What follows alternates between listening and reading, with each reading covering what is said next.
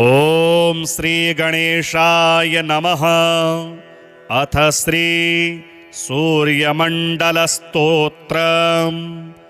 नमः सवित्रे जगदेकचक्षुषे जगतप्रसूति स्थितिनाशहेतवे त्रयीमयाय त्रिगुणात्मधारिणे विरंचि नारायण शंकरात्मने। नमोस्तु सूर्याय सहस्ररश्मये सहस्रशाखान्वितसंभवात्मने सहस्रयोगोद्भवभावभागिने सहस्रसंख्यायुगधारिणे नमः। यनमण्डलं दीप्तिकरं विशालं रतनप्रभं तीव्रमनादिरूपं दारिद्र्यदुःखक्षयकारणं च पुनातु मां तत्सवितुर्वरेण्यं। यनमण्डलं देवगणैः सुपूजितं विप्रैः स्तुतं भावनमुक्तिकोविदं तं देवदेवं प्रणमामि सूर्यं पुनातु मां तत्सवितुर्वरेण्यं। यनमण्डलं ज्ञानघनं त्वगम्यं त्रैलोक्यपूज्यं त्रिगुणात्मरूपं समस्ततेजोमय दिव्यरूपं पुनातु मां तत्सवितुर्वरेण्यं।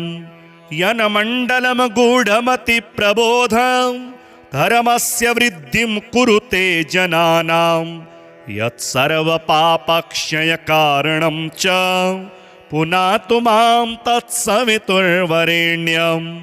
यनमण्डलं व्याधिविनाशदक्षं यद्रज्ञजुहुषामसु सम्प्रगीतं प्रकाशितं येन च भूर्भुवः स्वः पुनातु मां तत्सवितुर्वरेण्यं। यनमण्डलं वेदविदो वदन्ति गायन्ति यच्चारणसिद्धसङ्गाः यद्योगिनो योगजुषां च सङ्घाः पुनातु मां तत्सवितुर्वरेण्यं। यनमण्डलं सर्वजनैश्च पूजितं ज्योतिश्च कुर्यादिहमर्त्यलोके यत्कालकालाद्यमनादिरूपं पुनातु मां तत्सवितुर्वरेण्यं। यनमण्डलं विष्णुचातुर्मुखाख्यं यदक्षरं पापहरं जनानां यत्कालकल्पक्षयकारणं च पुनातु मां तत्सवितुर्वरेण्यं। यनमण्डलं विश्वसृजं प्रसिद्धं उत्पत्तिरक्षा प्रलयप्रगल्भं यस्मिज्जगत्संहरतेऽखिलं च पुनातु मां तत्सवितुर्वरेण्यं।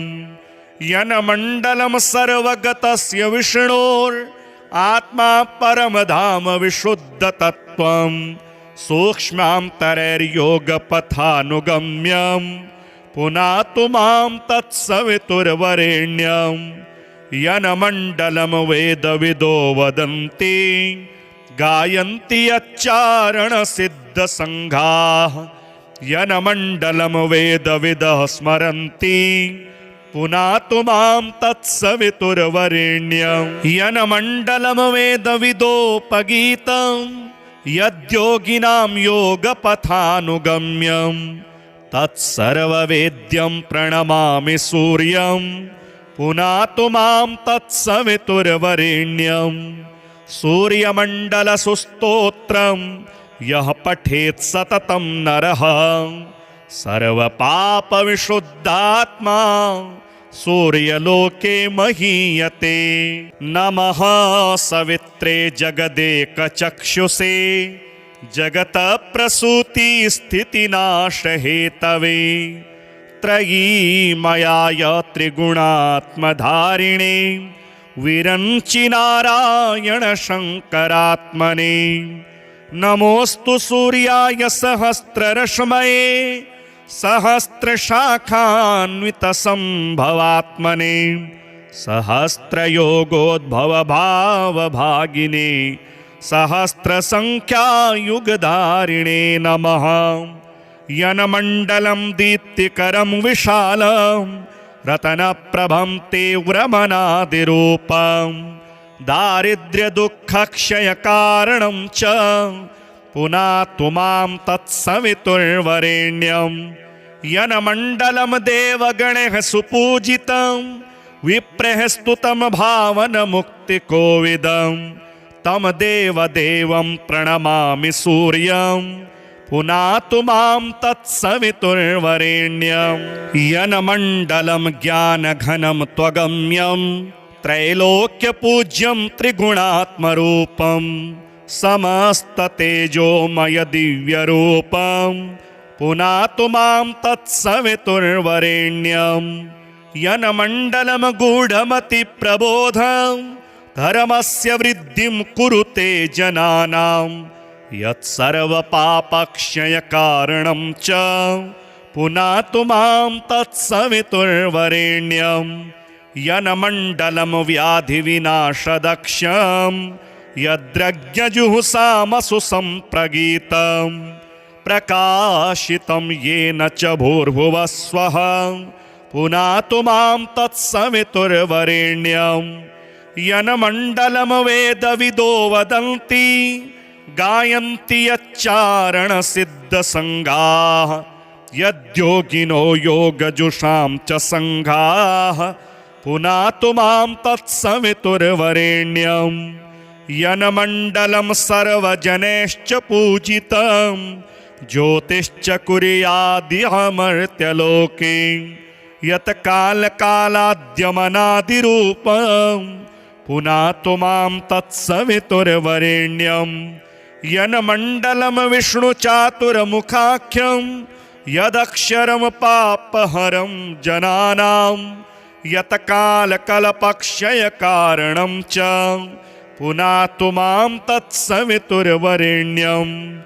यनमण्डलं विश्वसृजं प्रसिद्धं उत्पत्तिरक्षा प्रलयप्रगल्भं यस्मिज्जगत्संहरतेऽखिलं च पुनातु मां तत्सवितुर्वरेण्यं यनमण्डलं सर्वगतस्य विष्णोरात्मा परमधाम विशुद्धतत्त्वं सूक्ष्मान्तरैर्योगपथानुगम्यं पुनातु मां तत्सवितुर्वरेण्यं यनमण्डलं वेदविदो वदन्ति गायन्ति यच्चारणसिद्धसङ्घाः यनमण्डलं वेदविदः स्मरन्ति पुनातु मां तत्सवितुर्वरेण्यं यनमण्डलं वेदविदोपगीतं यद्योगिनां योगपथानुगम्यं तत्सर्ववेद्यं प्रणमामि सूर्यं पुनातु मां तत्सवितुर्वरेण्यं सूर्यमण्डलसुस्तोत्रं यः पठेत् सततं नरः सर्वपापविशुद्धात्मा सूर्यलोके महीयते नमः सवित्रे जगदेकचक्षुषे जगतप्रसूतिस्थितिनाशहेतवे त्रयीमयाय त्रिगुणात्मधारिणे विरञ्चि नारायण शङ्करात्मने नमोऽस्तु सूर्याय सहस्ररश्मये सहस्रशाखान्वितसम्भवात्मने सहस्रयोगोद्भवभावभागिने सहस्रसङ्ख्यायुगधारिणे नमः यनमण्डलं दीप्तिकरं विशालं रतनप्रभं तीव्रमनादिरूपं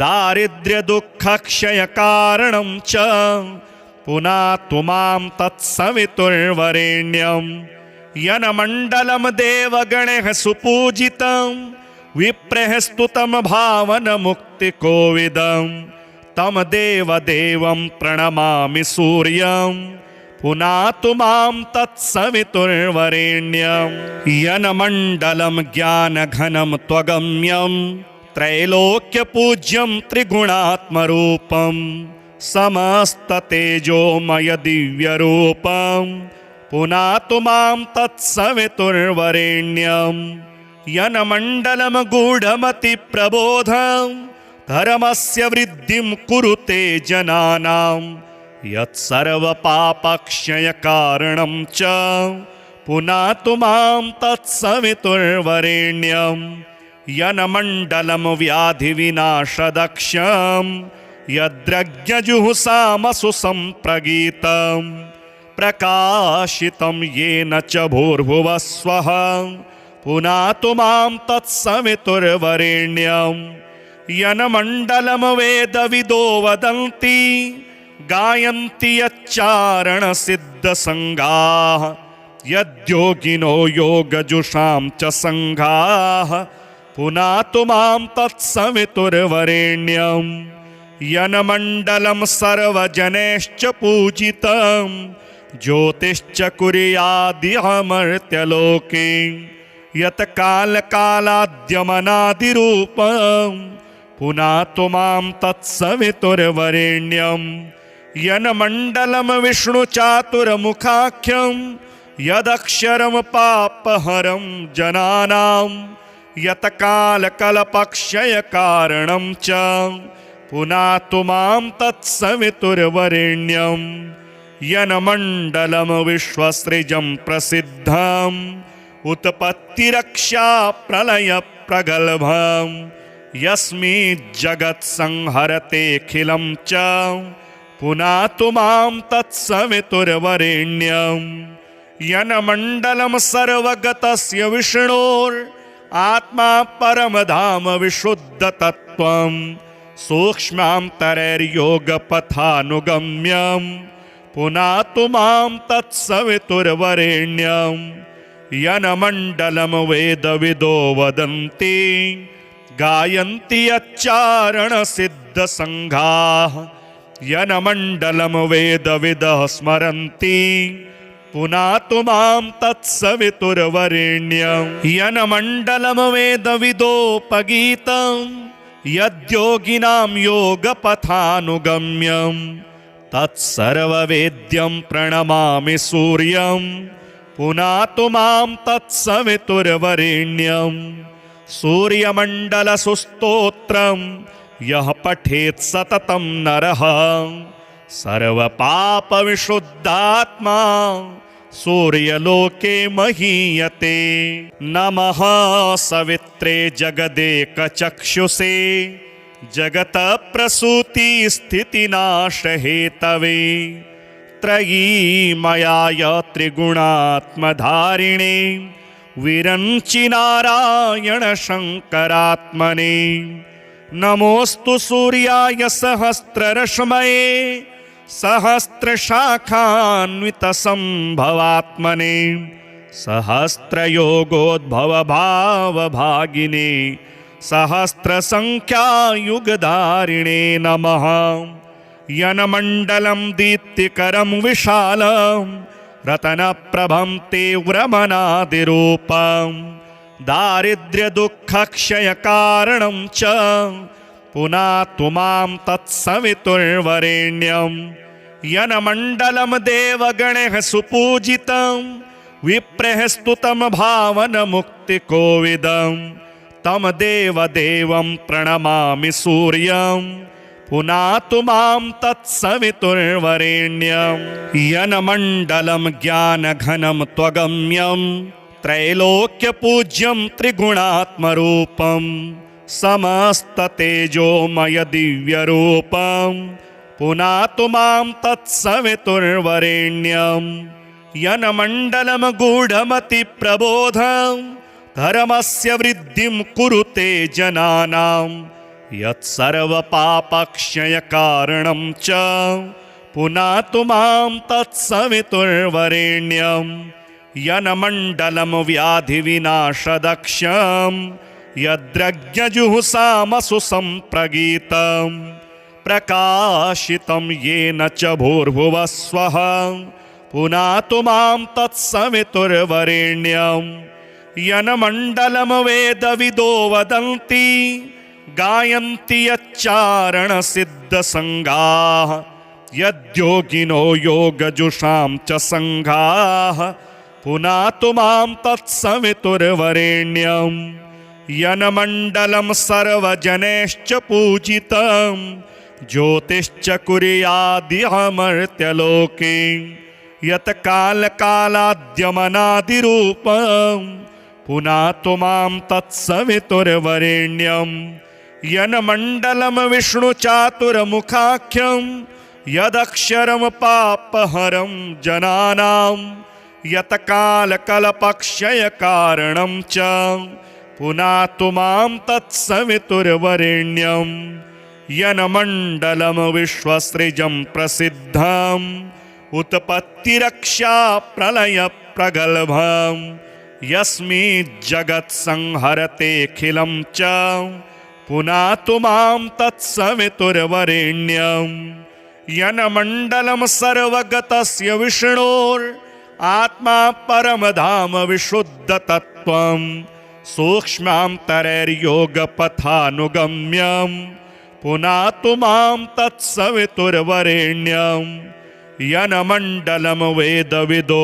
वदन्ति गायन्ति यच्चारणसिद्धसङ्घाः यन्मण्डलं वेदविदः स्मरन्ति पुनातु मां तत्सवितुर्वरेण्यं यन्मण्डलं वेदविदोपगीतं यद्योगिनां योगपथानुगम्यं तत्सर्ववेद्यं प्रणमामि सूर्यं पुनातु मां तत्सवितुर्वरेण्यं सूर्यमण्डलसुस्तोत्रं यः पठेत् सततं नरः सर्वपापविशुद्धात्मा सूर्यलोके महीयते। नमः सवित्रे जगदेकचक्षुषे जगत्प्रसूतिस्थितिनाशहेतवे त्रयीमयाय त्रिगुणात्मधारिणे विरञ्चि नारायण शङ्करात्मने नमोऽस्तु सूर्याय सहस्ररश्मये सहस्रशाखान्वितसम्भवात्मने सहस्रयोगोद्भवभावभागिने सहस्रसङ्ख्यायुगधारिणे नमः यन्मण्डलं दीप्तिकरं विशालं रतनप्रभं तीव्रमनादिरूपं दारिद्र्यदुःखक्षयकारणं च पुनातु मां तत्सवितुर्वरेण्यं यन्मण्डलं देवगणैः सुपूजितं विप्रैः स्तुतं भावनमुक्तिकोविदं तं देवदेवं प्रणमामि सूर्यं पुनातु मां तत्सवितुर्वरेण्यं यन्मण्डलं ज्ञानघनं त्वगम्यं त्रैलोक्यपूज्यं त्रिगुणात्मरूपं समस्ततेजोमय दिव्यरूपं पुनातु मां तत्सवितुर्वरेण्यं यन्मण्डलं गूढमतिप्रबोधं धर्मस्य वृद्धिं कुरुते जनानां यत्सर्वपापक्षयकारणं च पुनातु मां तत्सवितुर्वरेण्यं यन्मण्डलं व्याधिविनाशदक्षं यद्रज्ञजुहुषामसु सम्प्रगीतं प्रकाशितं येन च भूर्भुवः स्वः पुनातु मां तत्सवितुर्वरेण्यं यन्मण्डलं वेदविदो वदन्ति गायन्ति यच्चारणसिद्धसङ्घाः यद्योगिनो योगजुषां च सङ्घाः पुनातु मां तत्सवितुर्वरेण्यं यन्मण्डलं सर्वजनैश्च पूजितं ज्योतिश्च कुर्यादिहमर्त्यलोके यत् कालकालाद्यमनादिरूपं पुनातु मां तत्सवितुर्वरेण्यं यन्मण्डलं विष्णुचातुर्मुखाख्यं यदक्षरं पापहरं जनानां यत् कालकल्पक्षयकारणं च पुनातु मां तत्सवितुर्वरेण्यं यन्मण्डलं विश्वसृजं प्रसिद्धम् उत्पत्तिरक्षा प्रलयप्रगल्भं यस्मिज्जगत्संहरतेऽखिलं च पुनातु मां तत्सवितुर्वरेण्यं यन्मण्डलं सर्वगतस्य विष्णोरात्मा परमधाम विशुद्धतत्त्वं सूक्ष्मान्तरैर्योगपथानुगम्यं पुनातु मां तत्सवितुर्वरेण्यं यन्मण्डलं वेदविदो वदन्ति गायन्ति यच्चारणसिद्धसङ्घाः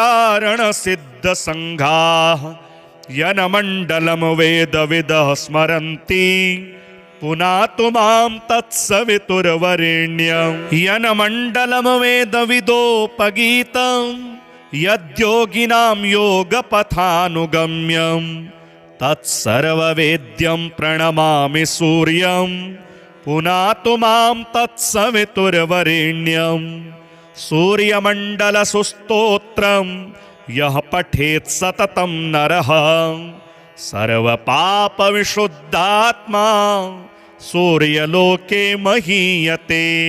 नमः सवित्रे जगदेकचक्षुषे जगतप्रसूतिस्थितिनाशहेतवे त्रयीमयाय त्रिगुणात्मधारिणे विरञ्चि नारायण शङ्करात्मने नमोऽस्तु सूर्याय सहस्ररश्मये सहस्रशाखान्वितसम्भवात्मने सहस्रयोगोद्भवभावभागिने सहस्रसङ्ख्यायुगधारिणे नमः यन्मण्डलं दीप्तिकरं विशालं रतनप्रभं तीव्रमनादिरूपं दारिद्र्यदुःखक्षयकारणं च पुनातु मां तत्सवितुर्वरेण्यं यन्मण्डलं देवगणैः सुपूजितं विप्रैः स्तुतं भावनमुक्तिकोविदं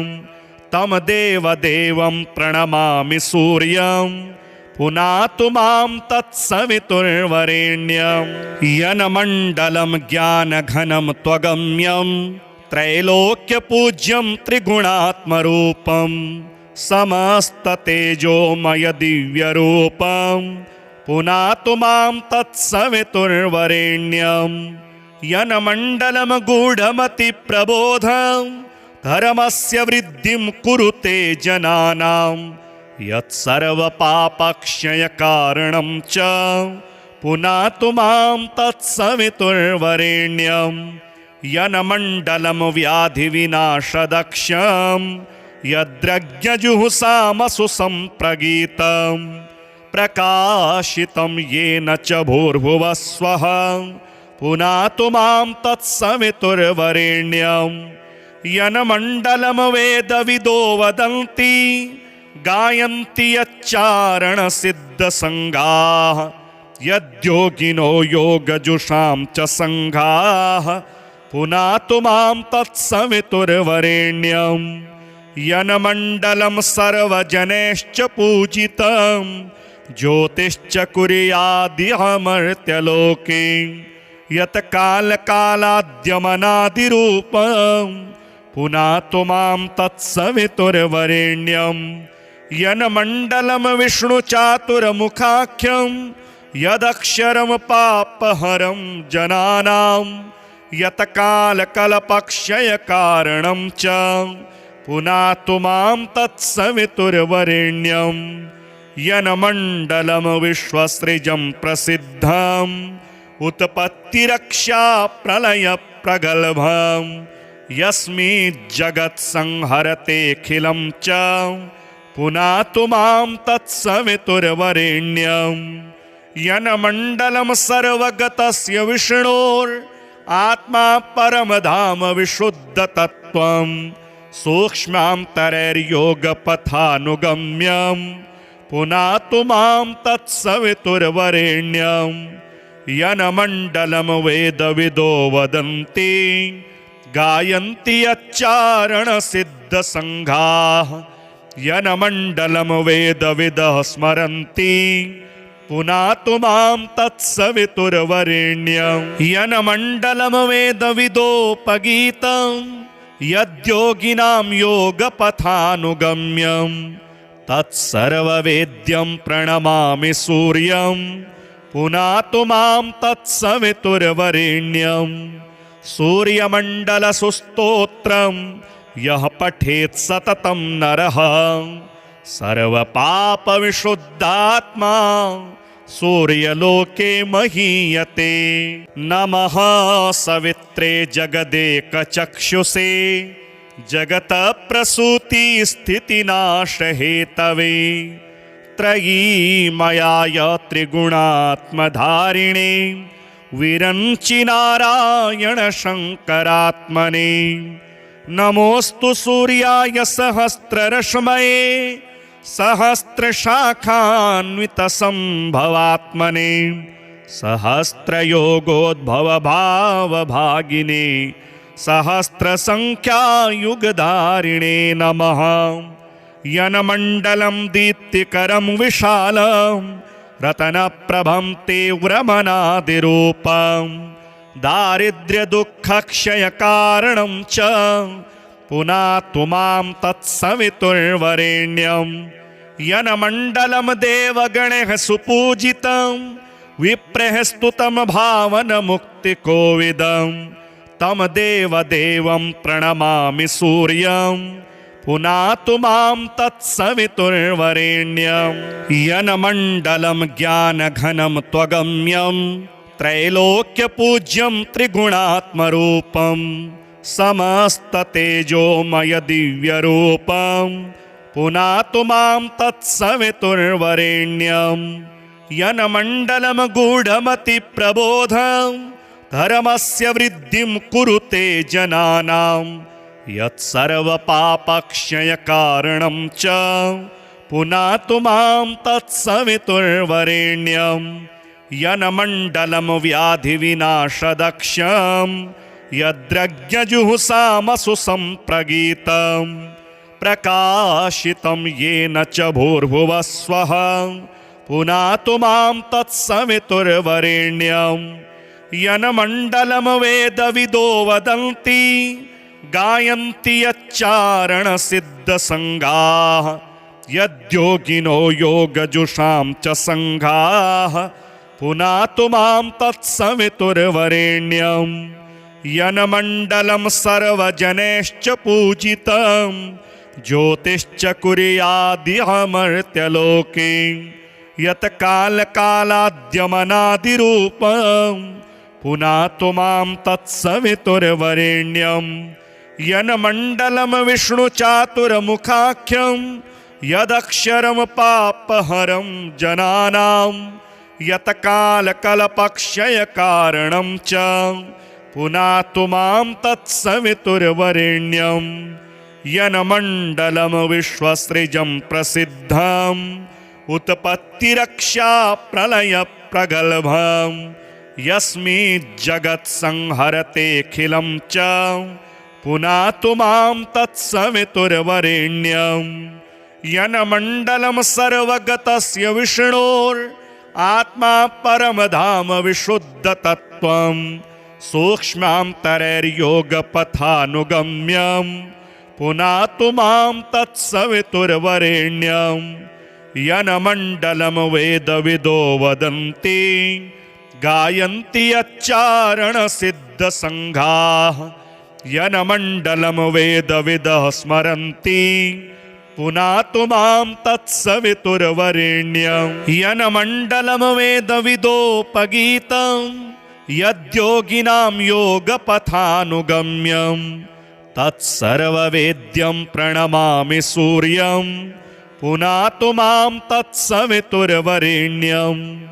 सूर्यमण्डलसुस्तोत्रं यः पठेत् सततं नरः सर्वपापविशुद्धात्मा सूर्यलोके महीयते। नमः सवित्रे जगदेकचक्षुषे जगतप्रसूतिस्थितिनाशहेतवे त्रयीमयाय त्रिगुणात्मधारिणे विरञ्चि नारायण शङ्करात्मने। नमोऽस्तु सूर्याय सहस्ररश्मये सहस्रशाखान्वितसम्भवात्मने सहस्रयोगोद्भवभावभागिने सहस्रसङ्ख्यायुगधारिणे नमः। यन्मण्डलं दीप्तिकरं विशालं रत्नप्रभं तीव्रमनादिरूपं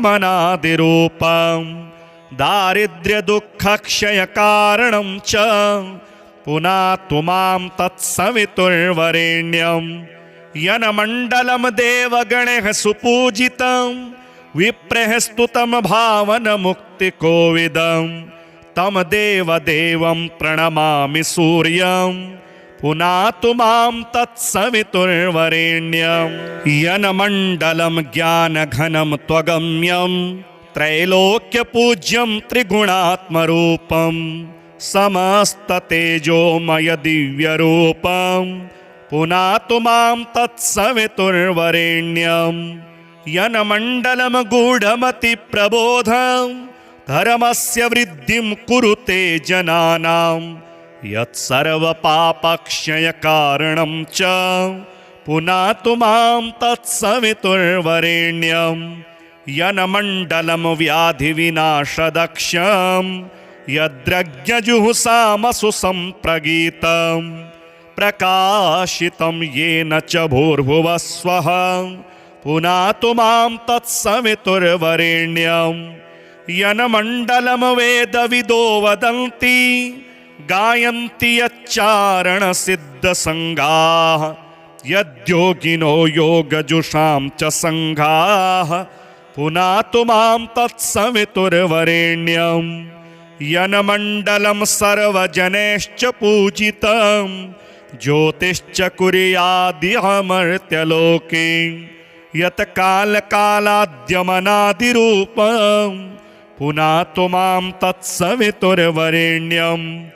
यन्मण्डलं विष्णुचातुर्मुखाख्यं यदक्षरं पापहरं जनानां यत्कालकल्पक्षयकारणं च पुनातु मां तत्सवितुर्वरेण्यं।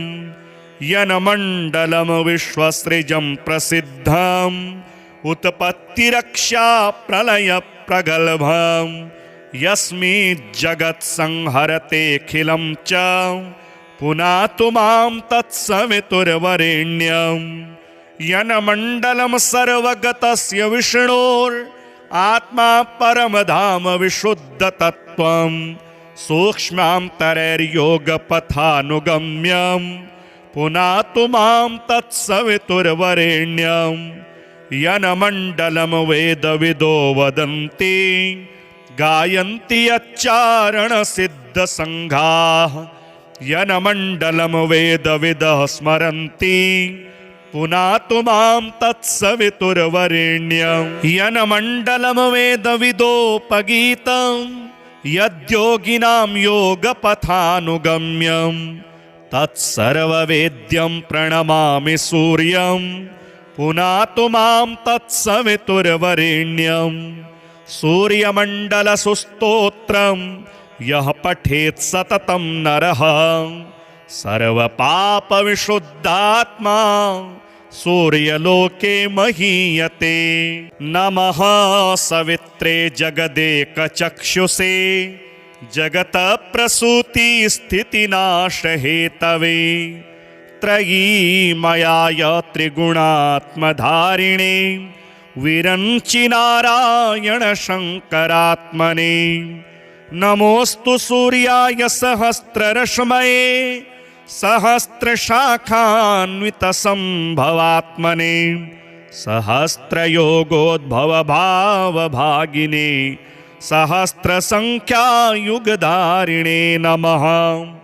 यन्मण्डलं दीप्तिकरं विशालं रत्नप्रभं तीव्रमनादिरूपं दारिद्र्यदुःखक्षयकारणं च पुनातु मां तत्सवितुर्वरेण्यं। यन्मण्डलं देवगणैः सुपूजितं विप्रैः स्तुतं भावनमुक्तिकोविदं तं देवदेवं प्रणमामि सूर्यं पुनातु मां तत्सवितुर्वरेण्यं। यन्मण्डलं ज्ञानघनं त्वगम्यं त्रैलोक्यपूज्यं त्रिगुणात्मरूपं समस्ततेजोमय दिव्यरूपं पुनातु मां तत्सवितुर्वरेण्यं यन्मण्डलं गूढमतिप्रबोधं धर्मस्य वृद्धिं कुरुते जनानां यत्सर्वपापक्षयकारणं च पुनातु मां तत्सवितुर्वरेण्यं यन्मण्डलं व्याधिविनाशदक्षं यद्रज्ञजुहुषामसु सम्प्रगीतं प्रकाशितं येन च भूर्भुवः स्वः पुनातु मां तत्सवितुर्वरेण्यं यन्मण्डलं वेदविदो वदन्ति गायन्ति यच्चारणसिद्धसङ्गाः यद्योगिनो योगजुषां च सङ्घाः पुनातु मां तत्सवितुर्वरेण्यं यन्मण्डलं सर्वजनैश्च पूजितं ज्योतिश्च कुर्यादिहमर्त्यलोके यत्कालकालाद्यमनादिरूपं पुनातु मां तत्सवितुर्वरेण्यं यन्मण्डलं विष्णुचातुर्मुखाख्यं यदक्षरं पापहरं जनानां यत्कालकल्पक्षयकारणं च पुनातु मां तत्सवितुर्वरेण्यं यन्मण्डलं विश्वसृजं प्रसिद्धम् उत्पत्तिरक्षा प्रलयप्रगल्भं यस्मिज्जगत्संहरतेऽखिलं च पुनातु मां तत्सवितुर्वरेण्यं यन्मण्डलं सर्वगतस्य विष्णोरात्मा परमधाम विशुद्धतत्त्वं सूक्ष्मान्तरैर्योगपथानुगम्यं पुनातु मां तत्सवितुर्वरेण्यं यन्मण्डलं वेदविदो वदन्ति गायन्ति यच्चारणसिद्धसङ्घाः यन्मण्डलं वेदविदः स्मरन्ति पुनातु मां तत्सवितुर्वरेण्यं यन्मण्डलं वेदविदोपगीतं यद्योगिनां योगपथानुगम्यं तत्सर्ववेद्यं प्रणमामि सूर्यं पुनातु मां तत्सवितुर्वरेण्यं सूर्यमण्डलसुस्तोत्रं यः पठेत् सततं नरः सर्वपापविशुद्धात्मा सूर्यलोके महीयते। नमः सवित्रे जगदेकचक्षुषे जगत्प्रसूतिस्थितिनाशहेतवे त्रयीमयाय त्रिगुणात्मधारिणे विरञ्चि नारायण शङ्करात्मने नमोऽस्तु सूर्याय सहस्ररश्मये सहस्रशाखान्वितसम्भवात्मने सहस्रयोगोद्भवभावभागिने सहस्रसङ्ख्यायुगधारिणे नमः यन्मण्डलं दीप्तिकरं विशालं रतनप्रभं तीव्रमनादिरूपं दारिद्र्यदुःखक्षयकारणं च पुनातु मां तत्सवितुर्वरेण्यं यन्मण्डलं देवगणैः सुपूजितं विप्रैः स्तुतं भावनमुक्तिकोविदं तं देवदेवं प्रणमामि सूर्यं पुनातु मां तत्सवितुर्वरेण्यं यन्मण्डलं ज्ञानघनं त्वगम्यं त्रैलोक्यपूज्यं त्रिगुणात्मरूपं समस्ततेजोमय दिव्यरूपं पुनातु मां तत्सवितुर्वरेण्यं यन्मण्डलं गूढमतिप्रबोधं धर्मस्य वृद्धिं कुरुते जनानां यत्सर्वपापक्षयकारणं च पुनातु मां तत्सवितुर्वरेण्यं यन्मण्डलं व्याधिविनाशदक्षं यद्रज्ञजुहुषामसु सम्प्रगीतं प्रकाशितं येन च भूर्भुवः स्वः पुनातु मां तत्सवितुर्वरेण्यं यन्मण्डलं वेदविदो वदन्ति गायन्ति यच्चारणसिद्धसङ्गाः यद्योगिनो योगजुषां च सङ्घाः पुनातु मां तत्सवितुर्वरेण्यं यन्मण्डलं सर्वजनैश्च पूजितं ज्योतिश्च कुर्यादिहमर्त्यलोके यत् कालकालाद्यमनादिरूपं पुनातु मां तत्सवितुर्वरेण्यं यन्मण्डलं विष्णुचातुर्मुखाख्यं यदक्षरं पापहरं जनानां यत् कालकल्पक्षयकारणं च पुनातु मां तत्सवितुर्वरेण्यं यन्मण्डलं विश्वसृजं प्रसिद्धम् उत्पत्तिरक्षा प्रलयप्रगल्भं यस्मिज्जगत्संहरतेऽखिलं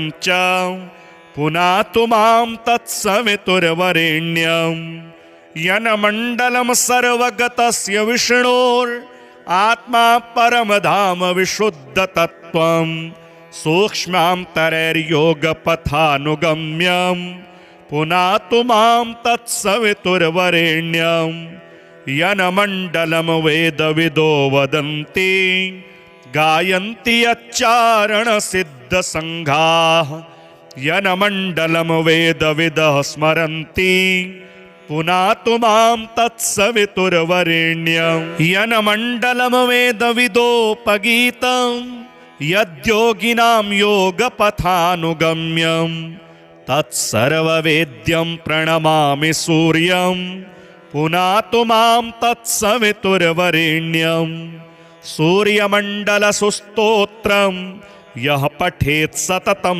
नरः सर्वपापविशुद्धात्मा सूर्यलोके महीयते। नमः सवित्रे जगदेकचक्षुषे जगतप्रसूतिस्थितिनाशहेतवे त्रयीमयाय त्रिगुणात्मधारिणे विरञ्चि नारायण शङ्करात्मने नमोऽस्तु सूर्याय सहस्ररश्मये सहस्रशाखान्वितसम्भवात्मने सहस्रयोगोद्भवभावभागिने सहस्रसङ्ख्यायुगधारिणे नमः यन्मण्डलं दीप्तिकरं विशालं रतनप्रभं तीव्रमनादिरूपं दारिद्र्यदुःखक्षयकारणं च पुनातु मां तत्सवितुर्वरेण्यं यन्मण्डलं देवगणैः सुपूजितं विप्रैः स्तुतं भावनमुक्तिकोविदं तं देवदेवं प्रणमामि सूर्यं पुनातु मां तत्सवितुर्वरेण्यं यन्मण्डलं ज्ञानघनं त्वगम्यं त्रैलोक्यपूज्यं त्रिगुणात्मरूपं समस्ततेजोमय दिव्यरूपं पुनातु मां तत्सवितुर्वरेण्यं यन्मण्डलं गूढमतिप्रबोधं धर्मस्य वृद्धिं कुरुते जनानां यत्सर्वपापक्षयकारणं च पुनातु मां तत्सवितुर्वरेण्यं यन्मण्डलं व्याधिविनाशदक्षं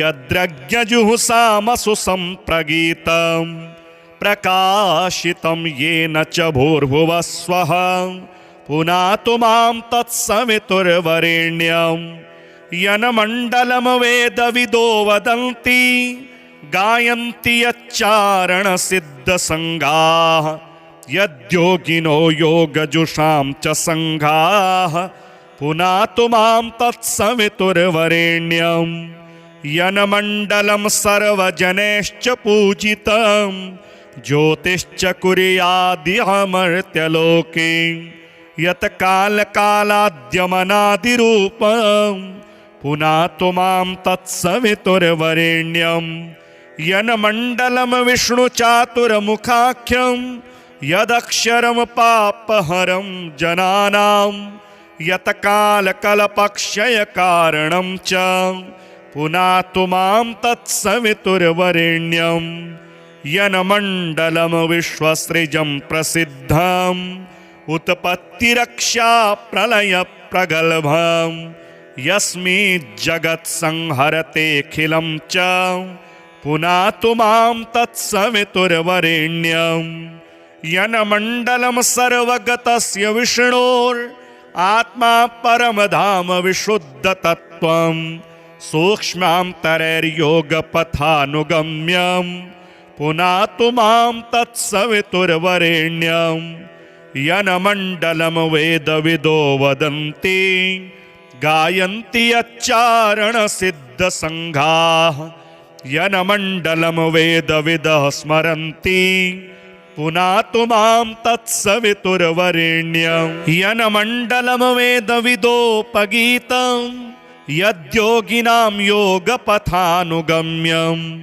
तत्सर्ववेद्यं प्रणमामि सूर्यं पुनातु मां तत्सवितुर्वरेण्यम् सूर्यमण्डलसुस्तोत्रं यः पठेत् सततं नरः सर्वपापविशुद्धात्मा सूर्यलोके महीयते नमः सवित्रे जगदेकचक्षुषे जगतप्रसूतिस्थितिनाशहेतवे त्रयीमयाय त्रिगुणात्मधारिणे विरञ्चि नारायण शङ्करात्मने नमोऽस्तु सूर्याय सहस्ररश्मये सहस्रशाखान्वितसम्भवात्मने सहस्रयोगोद्भवभावभागिने सहस्रसङ्ख्यायुगधारिणे नमः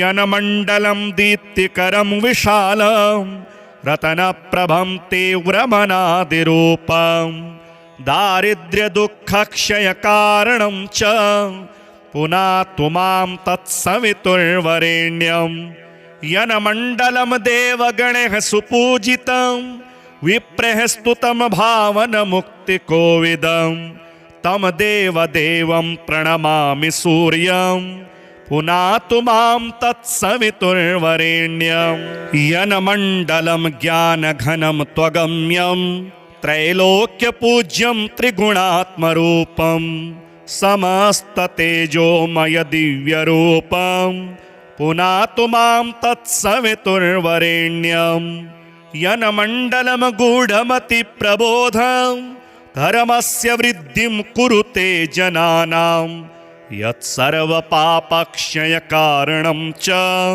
पुनातु मां तत्सवितुर्वरेण्यम् यनमण्डलं व्याधिविनाशदक्षं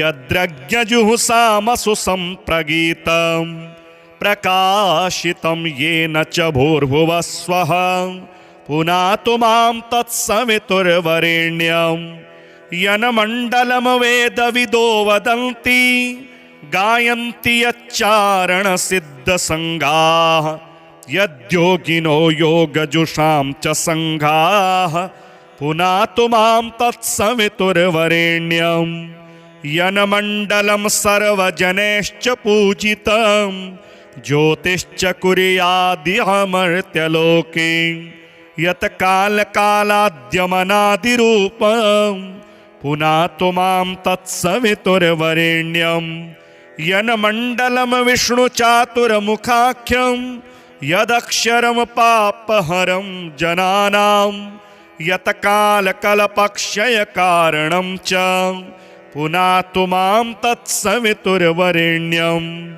यनमण्डलं विश्वसृजं प्रसिद्धम् उत्पत्तिरक्षा प्रलयप्रगल्भम् यस्मिज्जगत्संहरतेऽखिलं च पुनातु मां तत्सवितुर्वरेण्यम् यनमण्डलं सर्वगतस्य विष्णोरात्मा परमधाम विशुद्धतत्त्वं सूक्ष्मान्तरैर्योगपथानुगम्यं पुनातु मां तत्सवितुर्वरेण्यम् यनमण्डलं वेदविदो वदन्ति गायन्ति यच्चारणसिद्धसङ्घाः यनमण्डलं वेदविदः स्मरन्ति पुनातु मां तत्सवितुर्वरेण्यं यन्मण्डलं वेदविदोपगीतं यद्योगिनां योगपथानुगम्यं तत्सर्ववेद्यं प्रणमामि सूर्यं पुनातु मां तत्सवितुर्वरेण्यं सूर्यमण्डलसुस्तोत्रं यः पठेत् सततं नरः सर्वपापविशुद्धात्मा सूर्यलोके महीयते। नमः सवित्रे जगदेकचक्षुषे जगतप्रसूतिस्थितिनाशहेतवे त्रयीमयाय त्रिगुणात्मधारिणे विरञ्चि नारायण शङ्करात्मने नमोऽस्तु सूर्याय सहस्ररश्मये सहस्रशाखान्वितसम्भवात्मने सहस्रयोगोद्भवभावभागिने सहस्रसङ्ख्यायुगधारिणे नमः। यन्मण्डलं दीप्तिकरं विशालं रत्नप्रभं तीव्रमनादिरूपं दारिद्र्यदुःखक्षयकारणं च पुनातु मां तत्सवितुर्वरेण्यं यन्मण्डलं देवगणैः सुपूजितं विप्रैः स्तुतं भावनमुक्तिकोविदं तं देवदेवं प्रणमामि सूर्यं पुनातु मां तत्सवितुर्वरेण्यं यन्मण्डलं ज्ञानघनं त्वगम्यं त्रैलोक्यपूज्यं त्रिगुणात्मरूपं समस्ततेजोमय दिव्यरूपं पुनातु मां तत्सवितुर्वरेण्यं यन्मण्डलं गूढमतिप्रबोधं धर्मस्य वृद्धिं कुरुते जनानां यत्सर्वपापक्षयकारणं च पुनातु मां तत्सवितुर्वरेण्यं यन्मण्डलं व्याधिविनाशदक्षं यद्रज्ञजुहुषामसु सम्प्रगीतं प्रकाशितं येन च भूर्भुवः स्वः पुनातु मां तत्सवितुर्वरेण्यं यन्मण्डलं वेदविदो वदन्ति गायन्ति यच्चारणसिद्धसङ्गाः यद्योगिनो योगजुषां च सङ्घाः पुनातु मां तत्सवितुर्वरेण्यं यन्मण्डलं सर्वजनैश्च पूजितं ज्योतिश्च कुर्यादिहमर्त्यलोके यत्कालकालाद्यमनादिरूपं पुनातु मां तत्सवितुर्वरेण्यं यन्मण्डलं विष्णुचातुर्मुखाख्यं यदक्षरं पापहरं जनानां यत्कालकल्पक्षयकारणं च पुनातु मां तत्सवितुर्वरेण्यं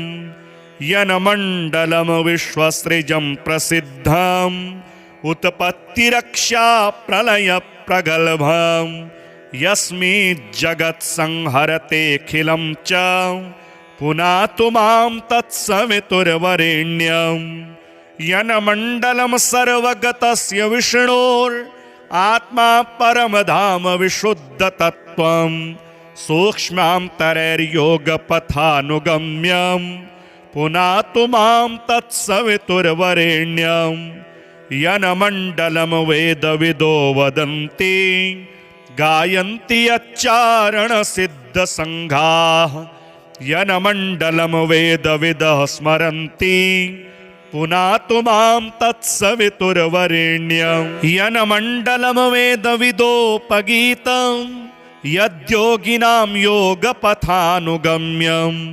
तत्सर्ववेद्यं प्रणमामि सूर्यं पुनातु मां तत्सवितुर्वरेण्यं सूर्यमण्डलसुस्तोत्रं यः पठेत् सततं नरः सर्वपापविशुद्धात्मा सूर्यलोके महीयते। नमः सवित्रे जगदेकचक्षुषे जगतप्रसूतिस्थितिनाशहेतवे त्रयीमयाय त्रिगुणात्मधारिणे विरञ्चि नारायण शङ्करात्मने नमोऽस्तु सूर्याय सहस्ररश्मये सहस्रशाखान्वितसम्भवात्मने सहस्रयोगोद्भवभावभागिने सहस्रसङ्ख्यायुगधारिणे नमः। यन्मण्डलं दीप्तिकरं विशालं रतनप्रभं तीव्रमनादिरूपं दारिद्र्यदुःखक्षयकारणं च पुनातु मां तत्सवितुर्वरेण्यं। यन्मण्डलं देवगणैः सुपूजितं विप्रैः स्तुतं भावनमुक्तिकोविदं तं देवदेवं प्रणमामि सूर्यं पुनातु मां तत्सवितुर्वरेण्यं। यन्मण्डलं ज्ञानघनं त्वगम्यं त्रैलोक्यपूज्यं त्रिगुणात्मरूपं समस्ततेजोमय दिव्यरूपं पुनातु मां तत्सवितुर्वरेण्यं। यन्मण्डलं गूढमतिप्रबोधं धर्मस्य वृद्धिं कुरुते जनानां यत्सर्वपापक्षयकारणं च पुनातु मां तत्सवितुर्वरेण्यं। यन्मण्डलं व्याधिविनाशदक्षं यद्रज्ञजुहुषामसु सम्प्रगीतं प्रकाशितं येन च भूर्भुवः स्वः पुनातु मां तत्सवितुर्वरेण्यं। यन्मण्डलं वेदविदो वदन्ति गायन्ति यच्चारणसिद्धसङ्गाः यद्योगिनो योगजुषां च सङ्घाः पुनातु मां तत्सवितुर्वरेण्यं। यन्मण्डलं सर्वजनैश्च पूजितं ज्योतिश्च कुर्यादिहमर्त्यलोके यत्कालकालाद्यमनादिरूपं पुनातु मां तत्सवितुर्वरेण्यं। यन्मण्डलं विष्णुचातुर्मुखाख्यं यदक्षरं पापहरं जनानां यत्कालकल्पक्षयकारणं च पुनातु मां तत्सवितुर्वरेण्यं। यन्मण्डलं विश्वसृजं प्रसिद्धं उत्पत्तिरक्षा प्रलयप्रगल्भं यस्मिज्जगत्संहरतेऽखिलं च पुनातु मां तत्सवितुर्वरेण्यं। यन्मण्डलं सर्वगतस्य विष्णोरात्मा परमधाम विशुद्धतत्त्वं सूक्ष्मान्तरैर्योगपथानुगम्यं पुनातु मां तत्सवितुर्वरेण्यं। यन्मण्डलं वेदविदो वदन्ति गायन्ति यच्चारणसिद्धसङ्घाः यन्मण्डलं वेदविदः स्मरन्ति पुनातु मां तत्सवितुर्वरेण्यं। यन्मण्डलं वेदविदोपगीतं यद्योगिनां योगपथानुगम्यं तत्सर्ववेद्यं प्रणमामि सूर्यं पुनातु मां तत्सवितुर्वरेण्यं। सूर्यमण्डलसुस्तोत्रं यः पठेत् सततं नरः सर्वपापविशुद्धात्मा सूर्यलोके महीयते। नमः सवित्रे जगदेकचक्षुषे जगत्प्रसूतिस्थितिनाशहेतवे त्रयीमयाय त्रिगुणात्मधारिणे विरञ्चि नारायण शङ्करात्मने नमोऽस्तु सूर्याय सहस्ररश्मये सहस्रशाखान्वितसम्भवात्मने सहस्रयोगोद्भवभावभागिने सहस्रसङ्ख्यायुगधारिणे नमः। यन्मण्डलं दीप्तिकरं विशालं रतनप्रभं तीव्रमनादिरूपं दारिद्र्यदुःखक्षयकारणं च पुनातु मां तत्सवितुर्वरेण्यं।